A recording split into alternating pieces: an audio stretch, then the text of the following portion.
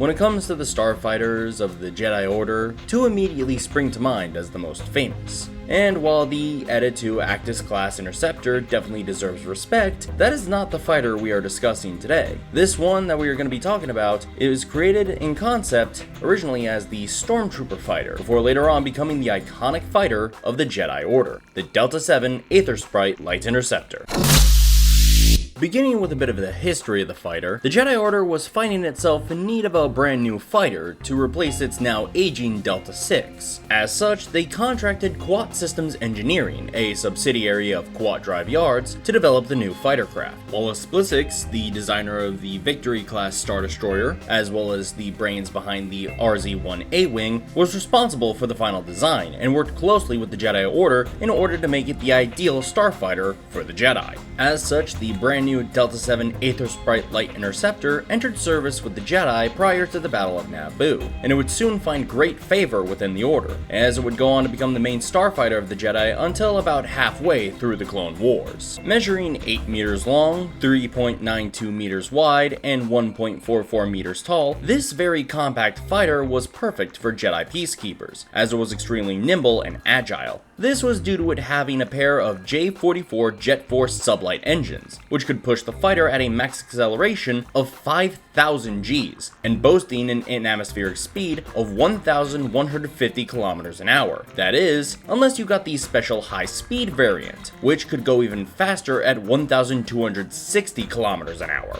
This high speed was also enhanced due to the controls being specially designed for the Jedi. Blissix actually made the controls much more sensitive due to the fact that the Jedi had force sensitivity, and as such didn't require many of the sensors that would be standard in most starfighters. This made the fighter much more precise and more finicky to control for normal pilots, which the Jedi didn't really see as a problem because, again, they had the force. However, in terms of firepower, this is where it's somewhat disappointing. But it does make sense due to it being a ship made for peacekeeping and not fighting. The Delta-7 comes rocking a pair of Tameco SDS 5/8 dual laser cannons, mounted in recesses inside of the hull. These guns could easily be mistaken for headlights by the common passerby, and while they did have a high rate of fire, the power they put out wasn't too impressive, meant more to destroy small fighters and take down pirate ships, rather than take on military-grade starfighters. As for protection, it had a Surplex J4 deflector shield generator, which, to be fair,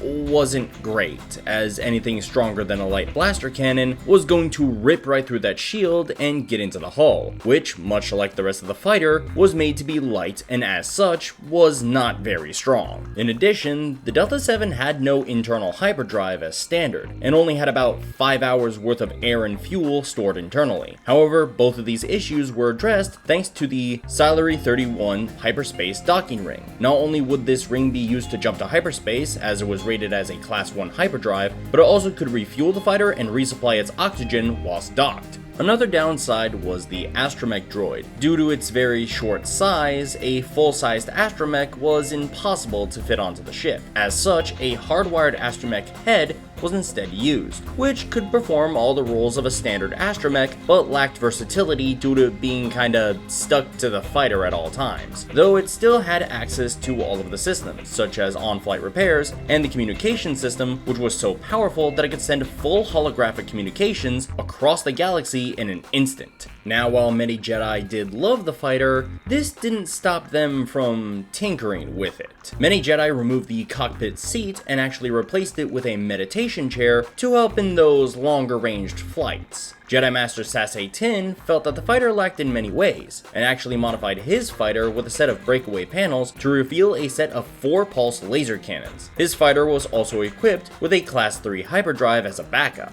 During the earliest stages of the Clone Wars, the original Delta-7's lack of a proper astromech droid was really hitting the Jedi hard, and as such, Kuat actually created the newer Delta-7B variant, which had a more built-up midsection that was now able to fit a fully sized astromech droid in a dedicated slot. The Aethersrpite would end up serving with the Jedi throughout the Clone Wars, and even when the newer Eta II was introduced and adopted by the Jedi Order, many Jedi actually stuck with the older model, such as Jedi Master Plo Koon, who was still piloting his Delta-7 up until his final moments during Order 66.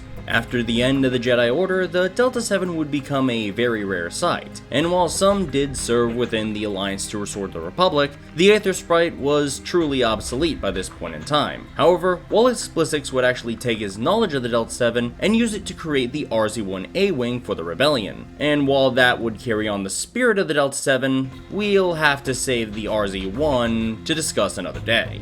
Thanks for watching, everyone. Like, comment, and do all that good stuff. And until next time, this is Nerd Trooper, signing off.